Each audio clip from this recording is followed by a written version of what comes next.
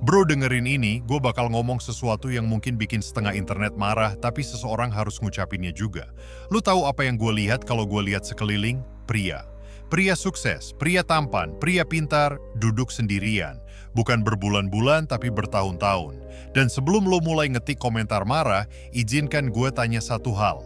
Kapan terakhir kali lu lihat pasangan di bawah usia 35 tahun yang bener-bener bahagia? Gue nggak ngomong soal bahagia versi media sosial. Yang beneran bahagia. Nggak usah buru-buru jawab, gue tunggu. Lu nggak bisa inget kan? Ada alasannya. Kita udah menciptakan dunia di mana menyendiri jadi pilihan yang rasional buat kebanyakan pria. Bukan pilihan yang diinginkan, tapi yang paling masuk akal. Kayak lo disuruh milih antara jalan kaki atau naik mobil yang punya peluang 70% kecelakaan. Lo ngerti maksud gue? Matematikanya udah nggak masuk akal lagi. Bayangin gini, lo ada di kasino. Ada satu meja khusus. Buat duduk di situ, lo harus taruhan semua tabungan hidup lo, kestabilan emosi, setengah penghasilan masa depan, dan kesehatan mental lo. Terus si Bandar bilang, secara historis, 70% pemain kehilangan segalanya. Dari 30% yang menang, separuh bilang hadiahnya nggak sepadan. Lo bakal duduk di meja itu? Tentu nggak. Tapi itulah yang terjadi di hubungan modern buat pria. Dan kemudian orang masih nanya kenapa banyak pria yang milih tinggal di rumah. Gue ngobrol sama sepupu gue minggu lalu. Umurnya 34 tahun, pekerjaannya bagus, penghasilan tinggi, badan terawat, gaya oke, semuanya beres.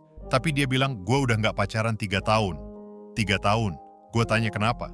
Jawabannya, setiap kali gue coba kenalan sama cewek, rasanya kayak ngelamar kerja yang gue nggak punya kualifikasinya. Posisinya, direktur utama.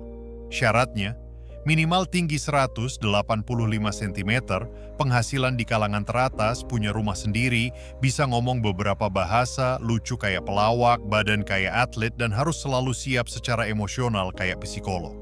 Oh, dan kalau bisa baca pikiran juga.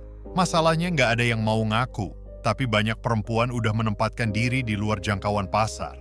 Kayak orang yang jual mobil tua tahun 1995 dengan harga mobil sport cuma karena baru ganti sarung jok.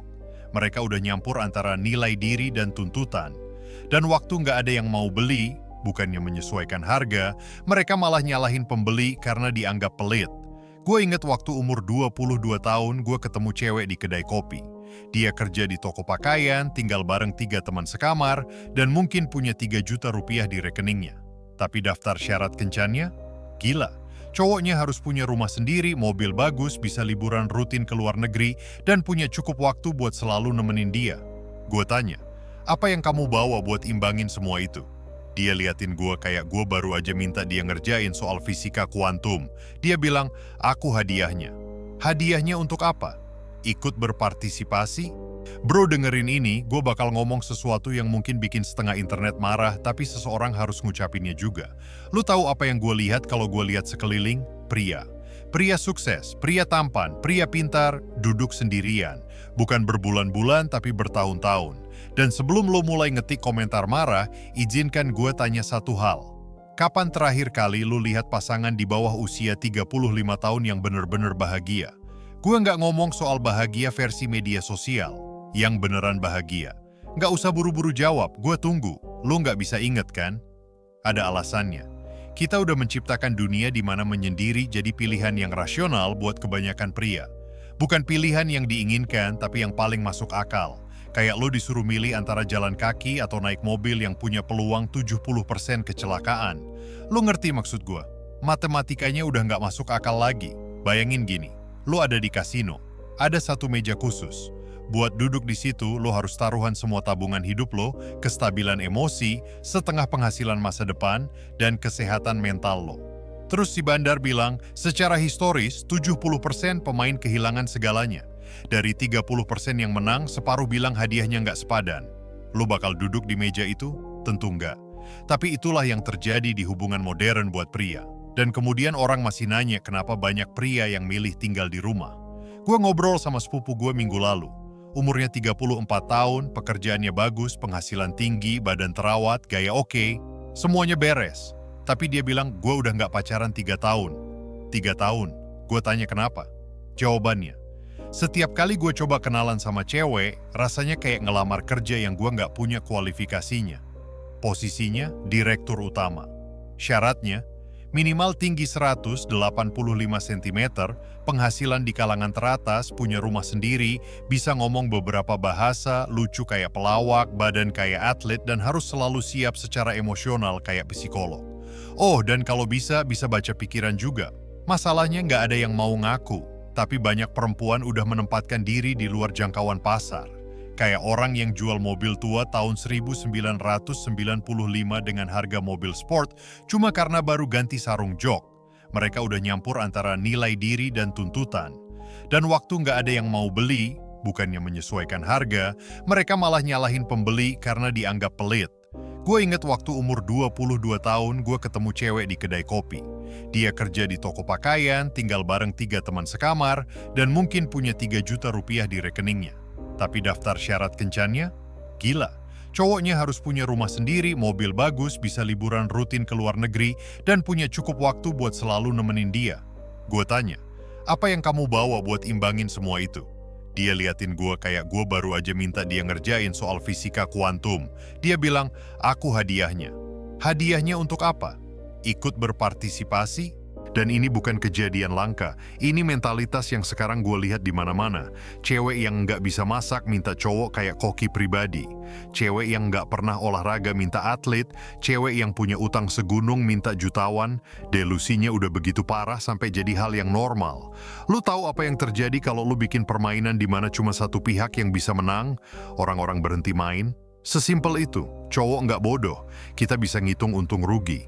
Kita lihat teman-teman kita cerai, kehilangan anak, bayar tunjangan ke mantan yang bahkan benci mereka. Kita lihat cowok baik dicemooh online karena nggak cukup baik. Kita lihat video-video, lo tahu yang mana, di mana cewek ngetawain cowok-cowok yang mereka manfaatin buat makan gratis. Mereka nyebutnya foodie calls. Mereka punya grup WhatsApp buat bagi strategi gimana cara ekstrak maksimum resources dengan minimum investment. Lalu cewek yang sama nanti nanya, "Where have all the good men gone?" Jawabannya sederhana, mereka di rumah. Main game, bangun karier, ngabisin waktu bareng anak-anak atau teman-teman mereka. Setidaknya di sana, usaha mereka sebanding sama hasilnya. Tapi biar gue kasih tahu racun yang sebenarnya. Bukan cuma standar yang nggak realistis, tapi total devaluation terhadap apa yang cowok bawa ke meja. Cowok zaman sekarang bisa kerja 60 jam seminggu, bayar semua tagihan, benerin semua yang rusak, kasih dukungan emosional, inget semua tanggal penting, rencanain kencan romantis, dan apa yang dia dengar. Itu kan minimum. Minimum. Kakek gue dulu ngidupin keluarga isi 5 orang dengan 1 gaji, dan nenek gue memperlakukan dia kayak raja. Dia nyetrika ke meja kakek gue dengan bangga, masakin makanan kesukaannya, dan hormat sama keputusan suaminya. Sekarang, lo harus jadi jutawan dulu buat dapat ucapan terima kasih, dan itu pun masih disertai syarat-syarat. Coba deh latihan kecil, buka platform media sosial apa aja dan cari pria itu sampah. Hitung postingannya, jutaan. Sekarang coba cari wanita itu sampah. Lihat bedanya? Yang satu dirayakan dengan likes, shares, dan komentar Yes Queen. Yang satu lagi dihapus, dilabeli misoginis, dan di-banned. Kita udah menormalkan ketidakhormatan terhadap satu gender, lalu pura-pura kaget waktu gender itu mutusin buat nggak ikut main lagi. It's like spitting on someone's face every day and wondering why they don't wanna have lunch with you. Baru-baru ini gue ngelatih cowok umur 28 tahun, software developer, anaknya baik, pemalu tapi tulus. Gajinya 2 digit sebulan, lumayan banget buat usianya. Dia cerita tentang kencan terakhirnya. Dia jemput ceweknya, bayar makan malam di restoran bagus pilihan si cewek, dan berusaha ngobrol.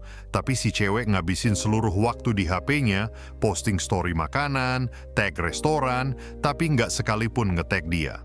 Seolah-olah dia cuman Uber driver yang kebetulan ngebayarin. Di akhir si cewek bilang, "This is boring," terus pergi.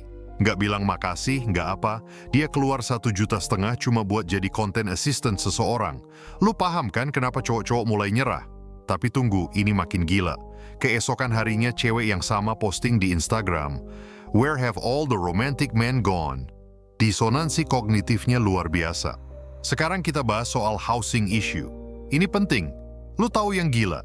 Cewek yang tinggal di apartemen bareng 5 orang, tidur di kasur lantai, makan mie instan tiap malam, bisa aja nolak cowok cuma karena dia belum punya properti. It's like someone who can't even swim demanding to date an Olympic swimmer. Delusinya gede banget. Di kota-kota besar mungkin cuma 5% cowok di bawah umur 35 yang punya properti sendiri. Artinya 95% langsung didiskualifikasi. Terus cewek-cewek itu ngeluh karena nggak bisa nemuin siapa-siapa. Ya, the math ain't mathing kata orang. Gua kenal cewek, sebut aja namanya Anna. Selama 5 tahun dia nolak semua cowok yang deketin. Too short. Nggak cukup kaya. Nggak cukup ganteng. Dan gini, dia punya literal Excel spreadsheet buat daftar kriterianya. Minimal tinggi 180 cm, gaji minimal $100.000 setahun, harus udah traveling ke minimal 10 negara, punya gelar sarjana, mobil minimal harga $40.000. Dia sendiri kerja sebagai resepsionis, gaji $30.000 setahun. Sekarang dia umur 35, panik, dan tiap hari standar di spreadsheet itu turun pelan-pelan. Yang dulu must have, jadi nice to have.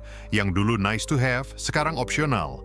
Dan cowok yang dulu dia mau, mereka sekarang pacaran sama cewek umur 25 yang nggak ngabisin 1 dekade buat memperlakukan cowok kayak disposable items. Waktu nggak bisa dikalahin bro. Father Time remains undefeated. Dan soal narasi wanita mandiri yang udah dijual ke semua orang, lucu banget. Cewek paling mandiri yang gua kenal, beneran mandiri, sukses, percaya diri, mereka justru nggak perlu ngomongin itu tiap 5 menit. Mereka nggak tulis independent woman di bio mereka. Mereka cuma do the work. Yang sering teriak soal nggak butuh laki-laki, justru cewek yang kerjaan level entry, hidup dari gaji ke gaji, minjem duit buat pesta akhir pekan. Kayak orang yang nggak mampu beli mobil tapi bilang, aku lebih suka jalan kaki kok. Kita semua tahu itu coping mechanism, dan mereka juga tahu, jauh di dalam hati mereka. Jam biologis itu nyata, mau lo percaya atau enggak. Gue lihat polanya terus-terusan di klien gue, cewek umur 22. Aku nggak butuh siapa-siapa, aku fokus ke diri sendiri. Cowok itu distraksi cewek umur 28. Aku siap hubungan serius, tapi cuma kalau dia lulus 47 poin checklistku dan cocok sama tes kompatibilitas dari Cosmopolitan. Cewek umur 33. Where did all the good men go? Kenapa semua udah diambil? Cewek umur 38. Aku bakal kencan sama siapa aja yang masih hidup, bales chat, dan nggak tinggal sama ibunya. Itu pola yang bisa diprediksi, kayak nonton film yang sama berulang-ulang. Tragisnya, mereka bisa aja dapat cowok baik di umur 25, tapi terlalu sibuk mencari jati diri yang biasanya berarti mabuk tiap weekend dan nyebutnya self-care. Dan cowok-cowok juga udah ngerti polanya. Kenapa cowok sukses umur 35 harus kencan sama cewek 35 yang bawa segudang beban, attitude, kesuburan yang menurun, dan body count lebih banyak dari skor basket. Padahal dia bisa kencan sama cewek 25 yang masih fresh, happy, dan gak penuh drama. Itu bukan misogini, itu dinamika pasar. Lu boleh marah, nulis thread panjang di Twitter sebut itu nggak adil, tapi realitas nggak peduli sama perasaan lu. Media sosial udah ngerusak persepsi realitas banyak cewek. Setiap cewek ngerasa dirinya pantas dapet cowok 1% teratas cuma karena dia pernah match sama satu di Tinder. Padahal mungkin cowok itu udah nikah, cuma main buat hiburan pas istrinya tidur. Tapi di kepala si cewek, this is my level. It's like winning $20 from a slot machine and thinking you're a professional gambler. Algoritma nunjukin yang lo pengen lihat, bukan yang realistis tersedia buat lo. Dan yang paling sedih, sebenarnya kebanyakan cowok nggak nuntut banyak. Lo tahu apa yang kebanyakan cowok mau? Seseorang yang asik diajak ngobrol, nggak drama tiap minggu, setia, nggak terus-terusan keluar party, jaga diri secukupnya, nggak harus supermodel, tapi juga nggak total lepas kendali.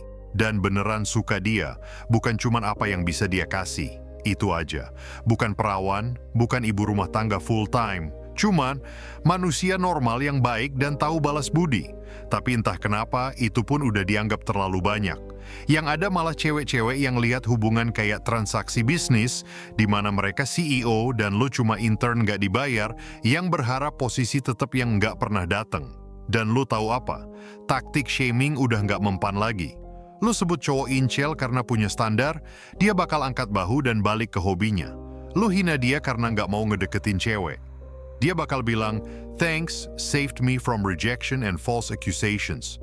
Lu bilang dia bukan pria sejati karena nggak mau pacaran, dia bakal ketawa sambil ngitung uang yang dia hemat.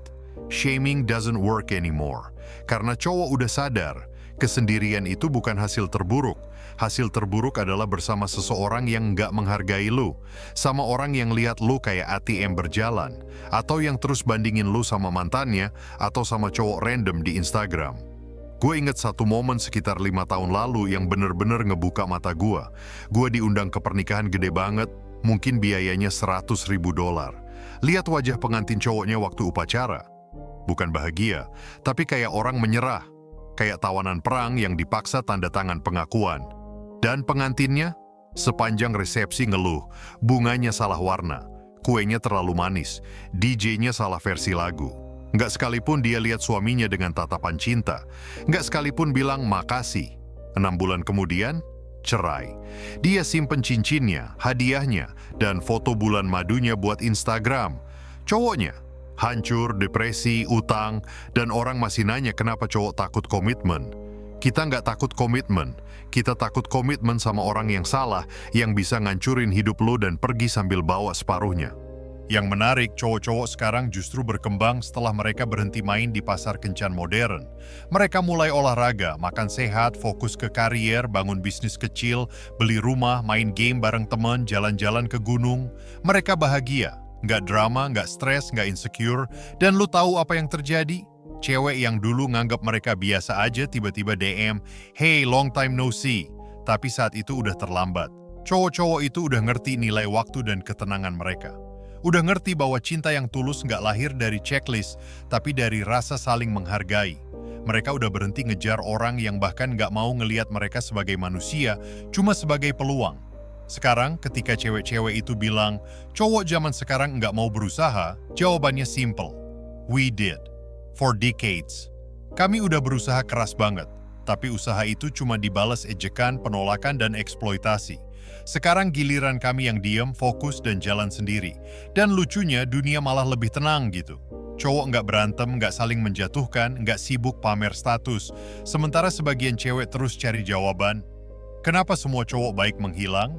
Jawabannya, mereka nggak menghilang. Mereka cuma berhenti main permainan yang selalu mereka kalah di dalamnya. Dan cuma mungkin kalau suatu hari nanti ada seseorang yang benar-benar datang bukan buat dapat sesuatu, tapi buat memberi, mereka bakal buka hati lagi. Tapi sampai hari itu datang, kesendirian bukanlah kutukan. Itu bentuk perlindungan. Kadang cara paling sehat buat bertahan di sistem yang rusak adalah dengan berhenti main. Dan itu bukan kekalahan, itu kesadaran.